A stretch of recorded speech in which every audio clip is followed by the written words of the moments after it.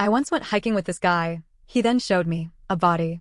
It all started when I was at my childhood friend's apartment for what was supposed to be a fun little movie night. We hadn't hung out in a while, so we were catching up. Her place was cozy, a bit disorganized, and full of girly decor.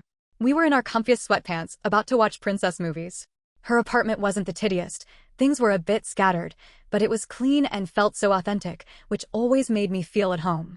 We decided to order pizza for dinner. She mentioned that Sherwood, someone I hadn't met yet, would bring the pizza over. At first, I wasn't thrilled to hear that. I assumed this meant she'd invited another friend, a guy, to join us, which wasn't what I had in mind. But I was in for a surprise. Sherwood turned out to just be our delivery guy for the night. He wasn't joining us. When he got to the apartment, there was this awkward air about him.